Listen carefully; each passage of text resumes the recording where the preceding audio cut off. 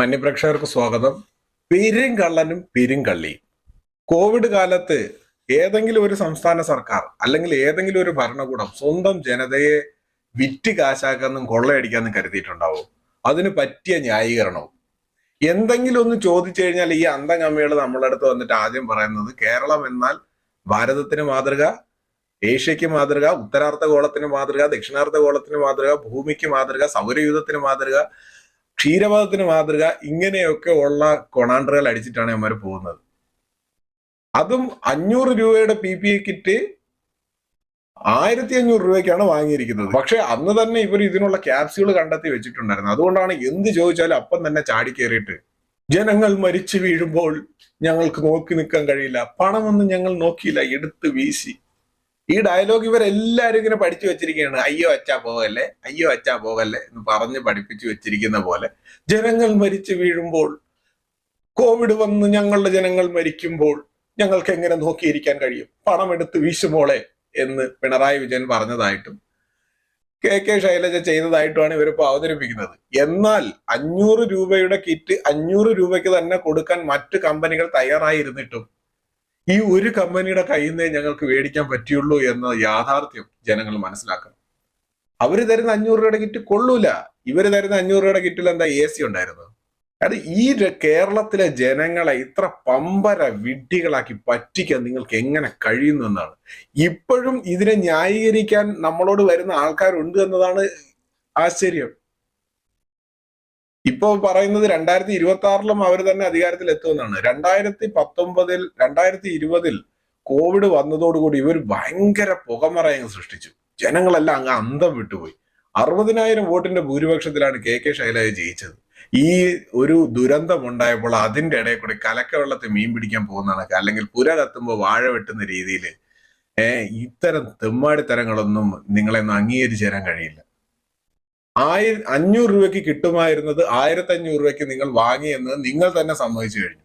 500 രൂപയ്ക്ക് അന്ന് മറ്റുള്ളവർ കൊടുക്കാൻ തയ്യാറായിരുന്നു എന്നതും വാസ്തവമാണ്. ഇനി സർക്കാർ ഉത്തരവ് പ്രകാരം തന്നെയാണ്, സർക്കാരിന്റെ ഓർഡറുകൾ പ്രകാരം തന്നെയാണ്, അങ്ങനെയൊക്കെ നിങ്ങൾ പറഞ്ഞ് അഴിമതി കേസിൽ എപ്പോഴെങ്കിലും ഇങ്ങനെയൊക്കെ നമ്മുടെ നാട്ടിൽ ജനപ്രതിനിധികൾ ശിക്ഷിക്കപ്പെട്ടിട്ടുണ്ടോ? ഇല്ല. പച്ചയ്ക്ക് 100 കണക്കിന് അഴിമതികൾ. എത്ര കോടി നിങ്ങൾക്ക് കിട്ടിയാൽ നിങ്ങൾക്ക് തൃപ്തിയാവും?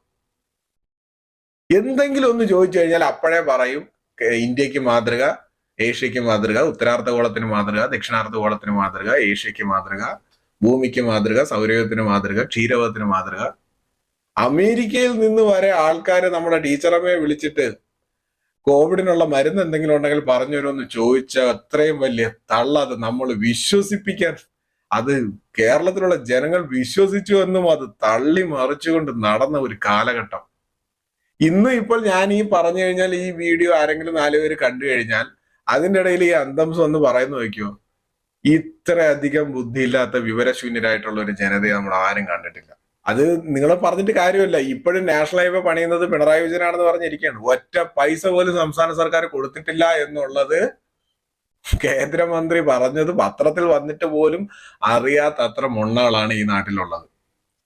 എന്തെങ്കിലും ഒരു അടിസ്ഥാന വിവരം, ഒരു അടിസ്ഥാന കാര്യങ്ങളെ പറ്റി ഇവർക്കൊക്കെ അറിയാമെന്ന് വെച്ചാൽ ഒന്നും അറിയില്ല. ഇവരെ ഈ മേലേന്ന് മുമ്പേ പോകുന്ന തമ്പുരാൻ പറയണത് എന്തൊരു കുന്തോ സുന്ദാബാദ് എന്ന് പറഞ്ഞ് നടക്കുന്ന ഒരു തരം ജീവികളാണ്.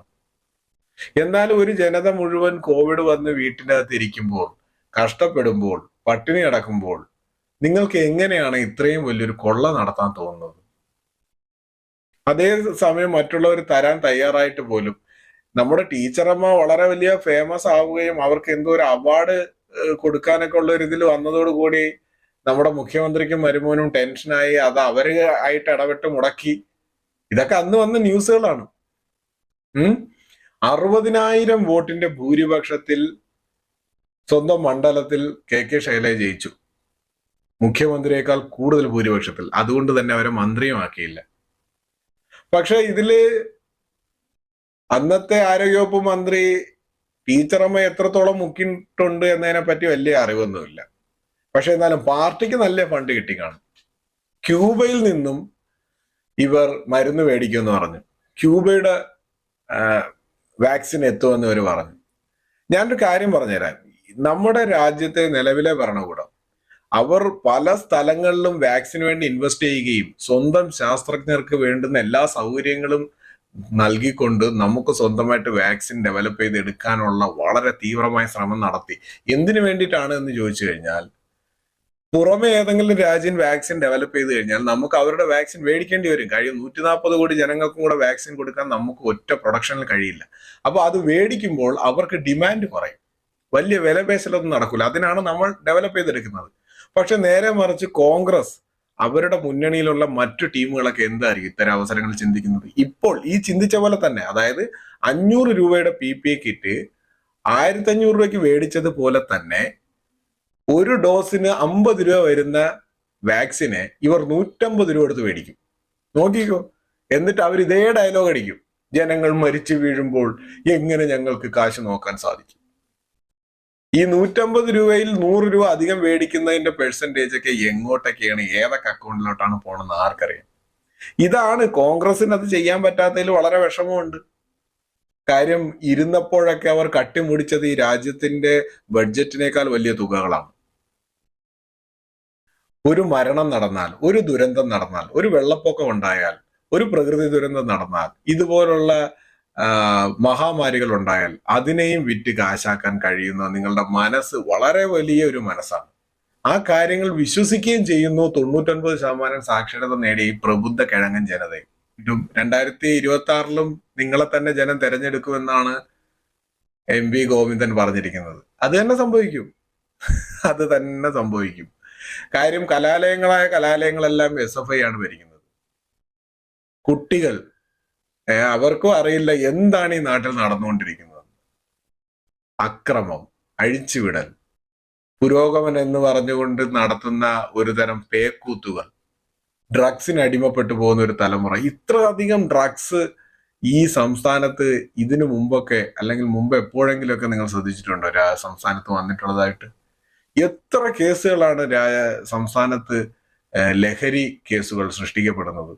എത്ര അച്ഛനെ കൊല്ലുന്ന മക്കൾ, അമ്മയെ തല്ലി കൊല്ലുന്ന മക്കൾ, MDM, ഹാഷ് ഓയില്, എന്തൊക്കെ സാധനങ്ങളാണ് ഇപ്പോൾ സംസ്ഥാനത്ത് അവൈലബിൾ ആയിട്ടുള്ളത്. ഇതൊക്കെ എങ്ങനെ ഇവിടെ എത്തുന്നു? കുട്ടികളെ എന്തുകൊണ്ട് ഇതിൽ നിന്നും പറഞ്ഞ് പിന്തിരിപ്പിക്കാൻ പറ്റുന്നില്ല? അതെങ്ങനെ ഭരിക്കുന്ന ആൾക്കാർക്ക് തങ്ങളുടെ കീശ വീർപ്പിക്കാനും അതുപോലെ തന്നെ തങ്ങളുടെ പാർട്ടിയുടെ സാമ്പത്തിക ഭദ്രതയുടെ അരക്കെട്ട് ഉറപ്പിക്കാനും വേണ്ടിയിട്ട് ഇത്തരം ദുരന്തങ്ങളിലൂടെ പണം എങ്ങനെയെങ്കിലും സമ്പാദിക്കാൻ, കൊള്ളയടിക്കാൻ നോക്കുമ്പോൾ, ഇത് നിങ്ങളുടെ നാടല്ലേ? നിങ്ങൾ ജയിച്ച് അധികാരത്തിലിരിക്കുന്ന നിങ്ങളുടെ സ്വന്തം നാട്. നിങ്ങൾക്ക് ഈ സംസ്ഥാനത്തെ ജനങ്ങളുടെ ബുദ്ധിമുട്ടുകൾ കണ്ട് അവരെ സേവിച്ചോളാ വയ്യാതെ നിങ്ങൾ പൊതുജന സേവനത്തിന് ഇറങ്ങി തിരിച്ചതല്ലേ നിങ്ങളെല്ലാരും? നിങ്ങൾക്ക് എങ്ങനെയാണ് സ്വന്തം വീട്ടിൽ നിന്ന് കക്കാൻ തോന്നുന്നത്? കട്ട് എത്ര കട്ടാലാണ് നിങ്ങൾക്ക് തൃപ്തി വരുന്നത്? എവിടെയാണ് നിങ്ങൾ ഈ പണങ്ങളെല്ലാം കൊണ്ട് സൂക്ഷിച്ചു വെച്ചിരിക്കുന്നത്? 10 കോടി രൂപയുടെ ക്രമക്കേട്. സാർ, സംസ്ഥാനത്ത് താൽക്കാലിക ജീവനക്കാർക്ക് പണം കിട്ടാത്തതിന്റെ പേരിൽ സെക്രട്ടേറിയറ്റ് പടിക്കൽ ഒരുപാട് നിരാഹാര സമരങ്ങളൊക്കെ നടക്കുന്നുണ്ട് സാർ. എത്ര സമരങ്ങളാണ് നടക്കുന്നത്?